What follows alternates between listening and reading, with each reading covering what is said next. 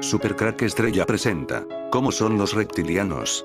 De acuerdo con los especialistas, porque aunque no lo creas, los hay, estos seres de otro planeta, tienen algunas características peculiares que los identifican. Están cubiertos de escamas, pupilas verticales, son ovíparos, miden hasta 7 metros de altura, respiran hidrógeno. Sin embargo, a pesar de que estos singulares rasgos podrían ser fácilmente detectados por cualquier persona, habrían decidido tomar formas humanoides para pasar desapercibidos y llevar a cabo su misión. Incluso se cree que los dioses de civilizaciones antiguas como la griega, maya, azteca o egipcia, están inspirados en estos seres que les transmitieron conocimiento y poder. La era de los reptilianos. En las últimas décadas, esta teoría ha tomado relevancia especial, pues miles aseguran que los personajes que se sientan en los tronos o sillas presidenciales más importantes a nivel mundial son reptilianos. Pero no solo ellos, sino aquellos ídolos del mundo del espectáculo, deporte o incluso de las redes sociales. Sin embargo, su gran poder para esconderse a simple vista, los hace pasar desapercibidos, o mejor dicho, casi desapercibidos, y es que según los expertos, algunos de ellos han dejado ver detalles que revelan su naturaleza.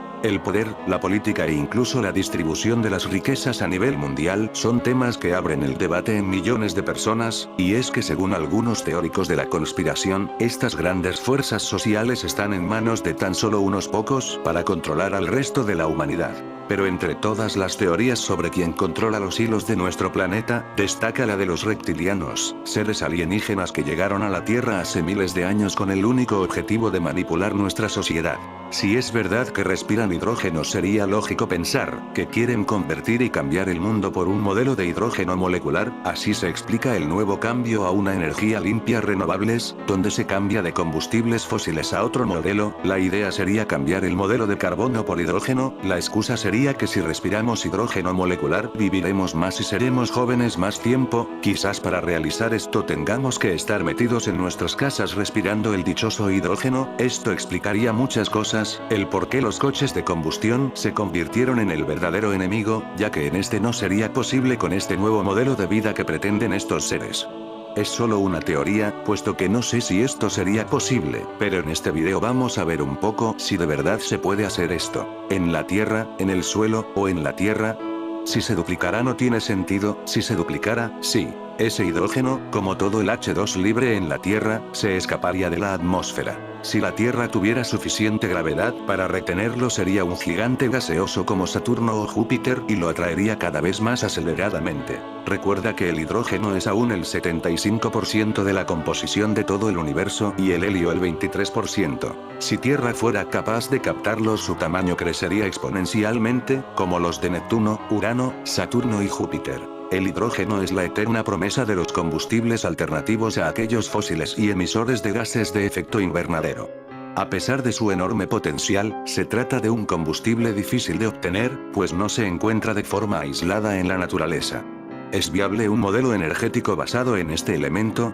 El hidrógeno es, en principio, la panacea de los combustibles alternativos. Puede almacenarse en estado gaseoso o líquido y distribuirse a través de gasoductos, pudiendo ser un sustituto del gas natural, y no emite gases de efecto invernadero en su combustión. Entonces, ¿cómo es posible que no se haya convertido ya en la alternativa estrella en nuestro camino hacia un modelo energético sostenible? El problema hay que buscarlo en el coste y en la dificultad de producción. Para empezar, a pesar de ser uno de los elementos más abundantes de la Tierra, el hidrógeno no es fácil de obtener, pues no encontrarse de forma aislada en la naturaleza, sino que se genera a partir de otras sustancias que lo contienen, entre ellos el agua, el carbón y el gas natural. La forma ideal de producirlo sería obtenerlo directamente del agua, una sustancia presente en el 70% del planeta, para lo cual sería necesario llevar a cabo un proceso denominado electrólisis, que consiste en la descomposición de las moléculas de agua, H2O, en oxígeno, O2, e hidrógeno, H2. Sin embargo, generalmente es este un proceso costoso para el que se necesita mucha energía eléctrica, que en la mayoría de los casos no procede de fuentes renovables, para alimentar los electrolizadores. Reptilianos. ¿Quiénes son y de dónde vienen? Los presuntos reptilianos son criaturas humanoides que provienen de la estrella Alpha Draconis, en la constelación del Dragón. Según los especialistas en el tema, porque existen los especialistas, no los draconianos, estos alienígenas fueron los primeros habitantes inteligentes de la Tierra, los fundadores de la primera civilización prehumana en nuestro planeta e incluso los artífices de la humanidad.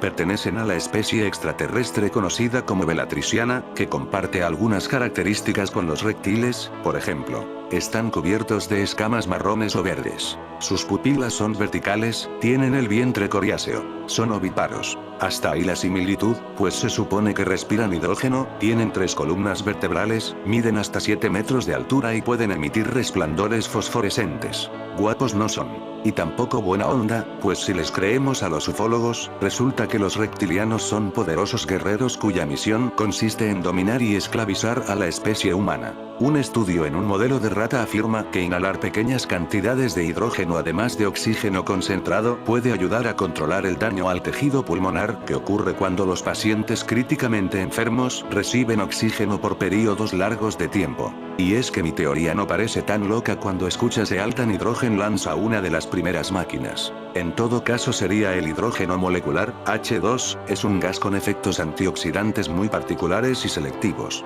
Funciona principalmente al mejorar el estado redox de la célula cuando es necesario. El hidrógeno es la molécula más pequeña del universo y por esa razón tiene gran biodisponibilidad.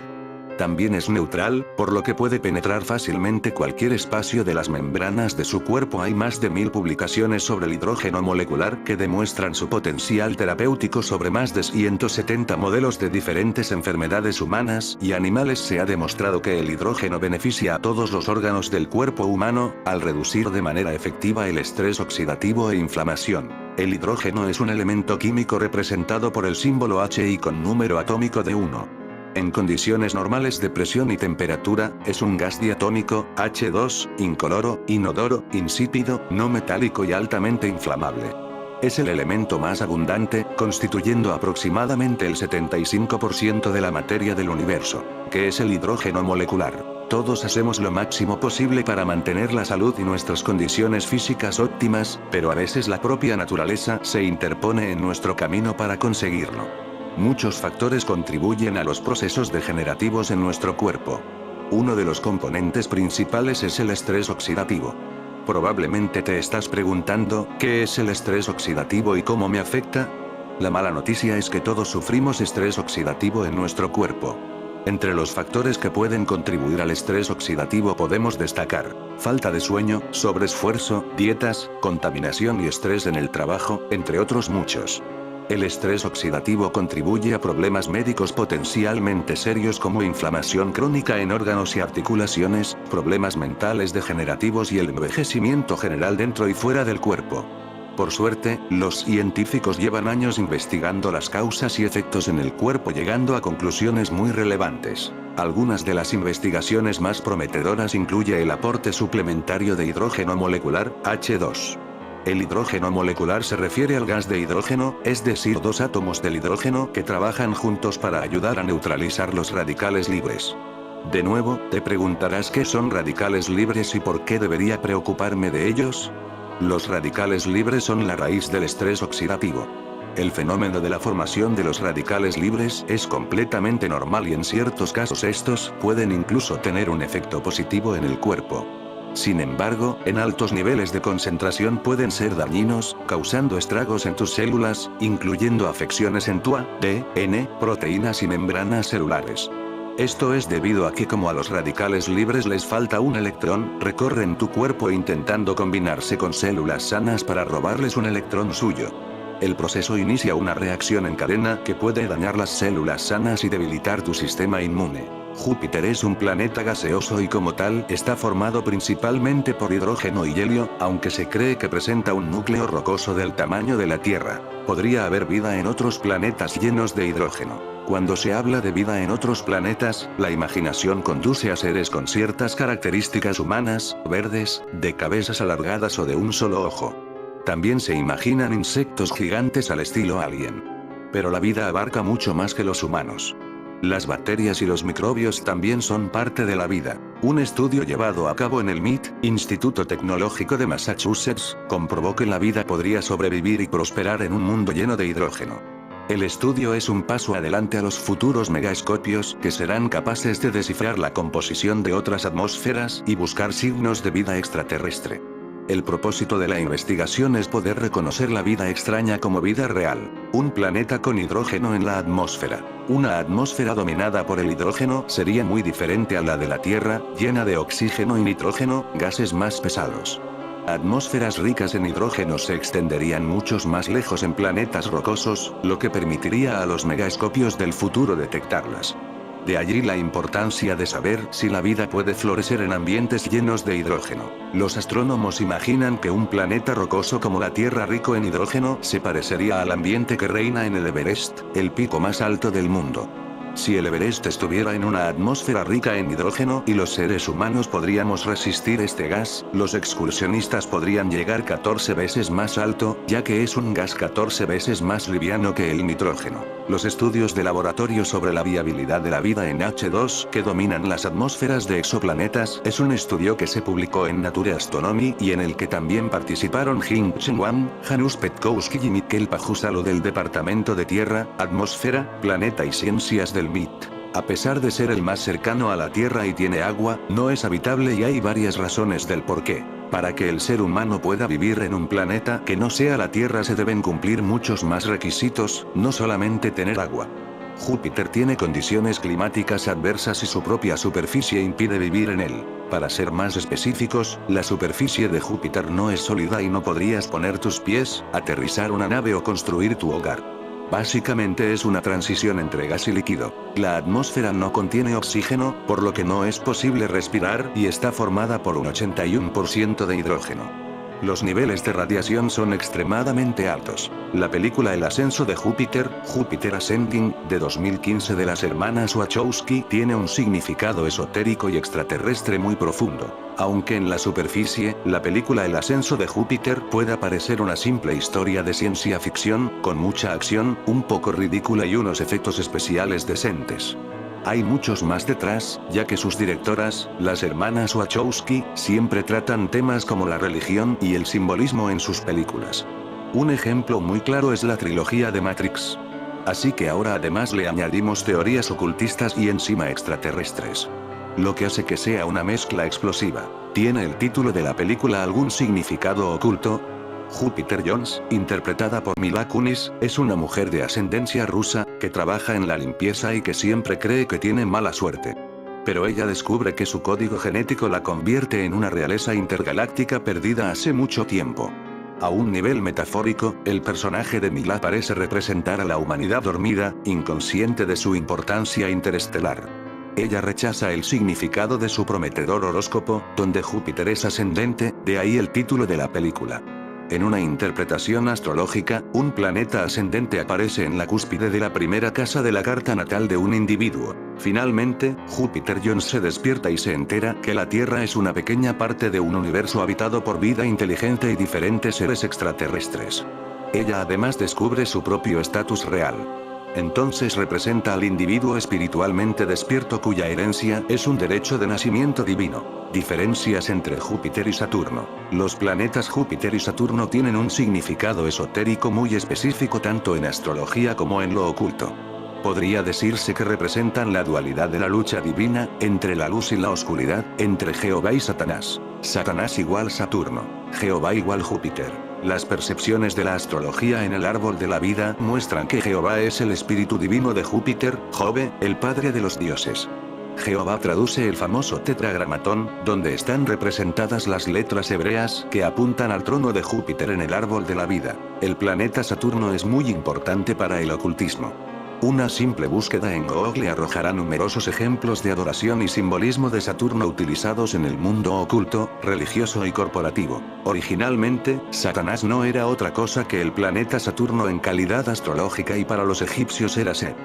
Los persas, en lugar de llamarlo Saturno o Set, llamaron al planeta Satanás y personificaron al planeta como si fuera una persona.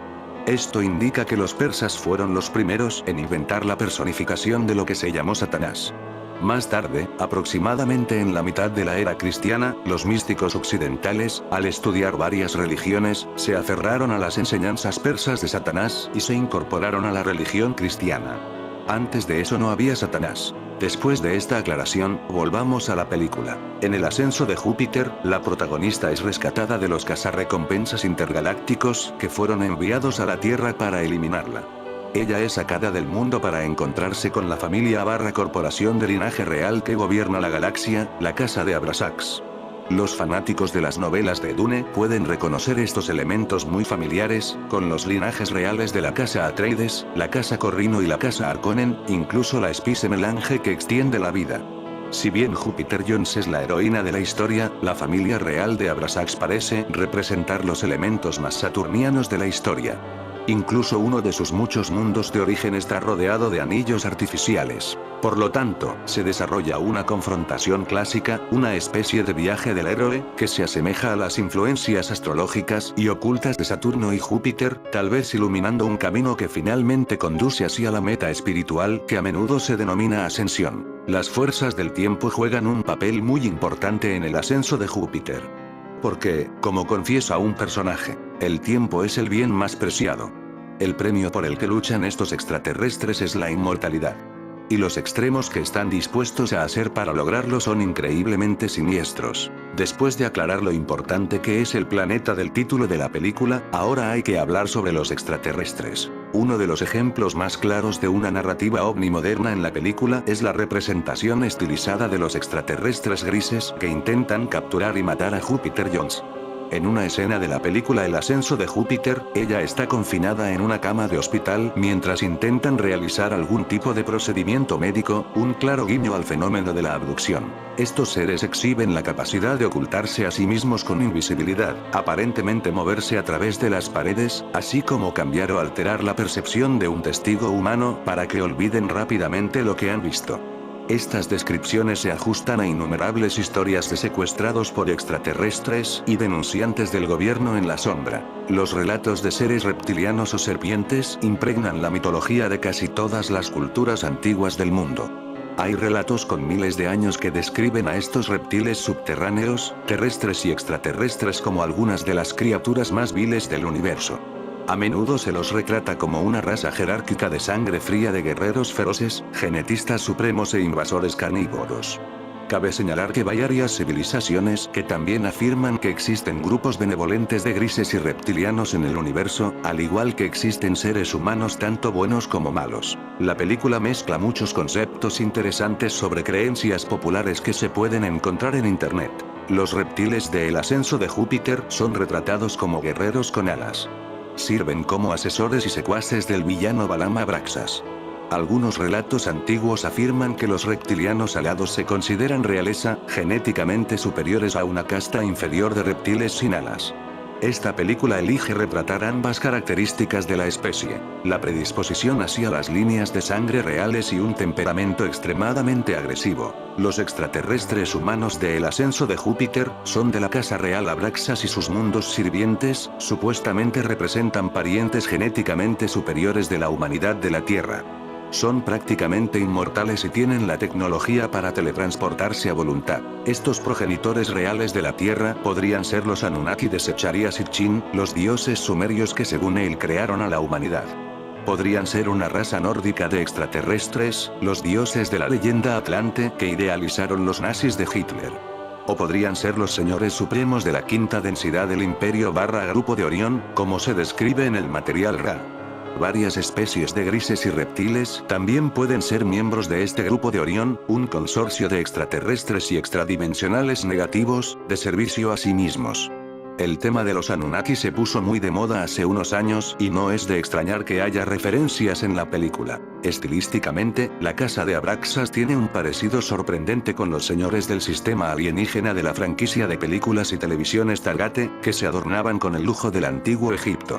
Además les gusta hacerse pasar por dioses, utilizando una élite para gobernar a las masas. Afirman haber sembrado la humanidad y, por lo tanto, según ellos son nuestros verdaderos dioses creadores. Un imperio controlado genéticamente. Channing Tatum interpreta al guerrero híbrido genético, Kyle Wise, de quien se nos dice que tiene una mezcla de ADN canino para convertirlo en un luchador mejor y presumiblemente más obediente.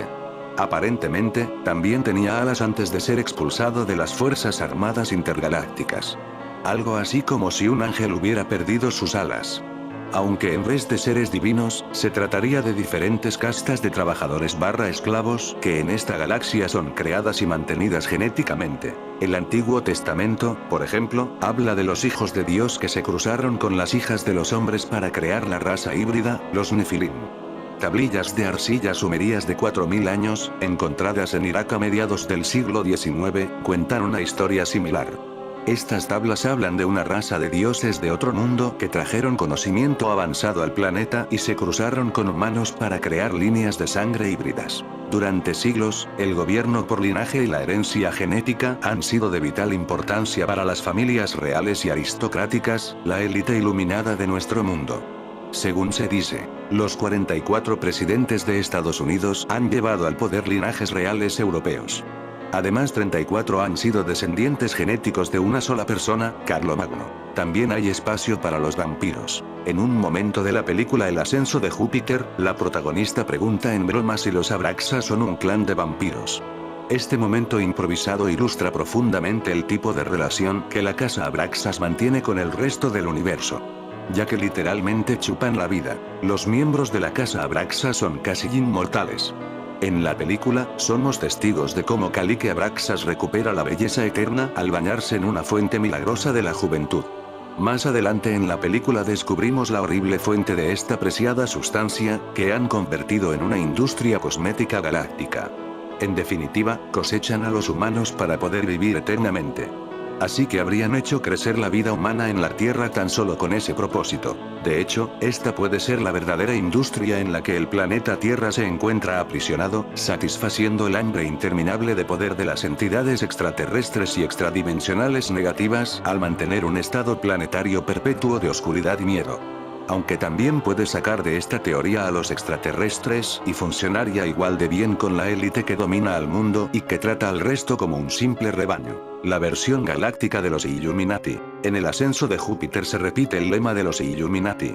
En pocas palabras, según la naturaleza, cada sociedad es una pirámide, y los vampiros de élite tienen derecho a ocupar la piedra angular del 1%. El dios Abraxas, Abrasax, Abraxis y latina Fipacril, nos llega del antiguo Egipto y está asociado con los inicios del gnosticismo, que más tarde influiría en muchos de los primeros gnósticos que habían pasado a formar las diversas religiones abrahámicas como el judaísmo y cristianismo. El ascenso de Júpiter hace referencia específicamente a dos términos esotéricos estrechamente relacionados que a menudo se han interpretado mal. El título hace referencia específicamente al concepto de una ascensión espiritual positiva, mientras que la trama de la película le da al término relacionado cosecha un significado muy negativo. Júpiter está formado por hidrógeno y helio, es decir, que intentar posarse sobre él sería como intentar pisar una nube terrestre. Ahora bien, la pregunta es si un aventurado viajero podría atravesar Júpiter de un extremo a otro. La mejor manera de explorar un nuevo mundo es aterrizar en él. Por eso, los humanos han enviado naves espaciales a territorios tan inhóspitos como la Luna, Venus, Marte, la Luna de Saturno y Titán, entre otros. Pero hay algunos lugares del sistema solar que nunca entenderemos tan bien como nos gustaría, y uno de ellos es Júpiter. Está formado por gases de hidrógeno y helio, por lo que tratar de aterrizar en él sería como tratar de aterrizar en una nube aquí en la Tierra. No hay corteza exterior para frenar la caída en Júpiter, solo un tramo interminable de atmósfera. La gran pregunta es, ¿se podría caer por un extremo de Júpiter y aparecer en el otro? Pues ni siquiera llegarías a atravesar la mitad. Lo primero es que la atmósfera de Júpiter no tiene oxígeno, así que deberías asegurarte de llevar suficientes bombonas para poder respirar. El siguiente problema son las temperaturas abrasadoras, así que tendrás que llevar también un aparato de aire acondicionado. Ahora, ya estás listo para un viaje de proporciones épicas. Para dimensionar un poco las proporciones, este es el número de tierras que podrías poner unas encima de otras desde el mismísimo centro de Júpiter: 5,5 tierras. Al entrar en la parte superior de la atmósfera, viajarías a 177.000 km/h, bajo el influjo de la gravedad del planeta. Pero prepárate, que hay curvas. Rápidamente, chocarás con la atmósfera más densa de la zona inferior, que te golpeará como si fuera un muro. Sin embargo, no será suficiente para detenerte. Después de unos 3 minutos, llegarás a la cima de las nubes, a unos 250 kilómetros de distancia. Aquí es donde experimentarás todo el peso de la rotación de Júpiter, ya que es el planeta que rota más rápido en nuestro sistema solar. Un día dura alrededor de 9 horas y media terrestres. Esto crea poderosos vientos que pueden azotar el planeta a más de 480 kilómetros por hora. A unos 120 kilómetros por debajo de esas nubes, está el límite de la exploración humana. La sonda Galileo llegó hasta aquí cuando se sumergió en la atmósfera de Júpiter en 1995, y solo duró 58 minutos antes de perder el contacto, siendo finalmente destruida por la presión aplastante de la zona. Habitante de Júpiter recreado artísticamente por Midjourney. Temperaturas extremadamente bajas y gravedad aplastante y una atmósfera compuesta por hidrógeno y llena de tormentas, como la Gran Mancha Roja, que presenta vientos de hasta 720 km por hora. En Júpiter, además, se producen tormentas de lluvia de diamantes, debido a los impactos de los rayos en las moléculas de metano. Imponentes y etéreos, casi flexibles y volubles, cambiantes, así es como ha imaginado Midjourney a los habitantes de Júpiter, planeta del dios del rayo Zeus, que tendrían que resistir la alta gravedad y las tormentas en su planeta. La aplicación de inteligencia artificial, Midjourney, ha recreado cómo serían los habitantes de cada planeta en nuestro sistema solar. En fin amigos de Supercrack Estrella, si el video te gustó pulgar arriba.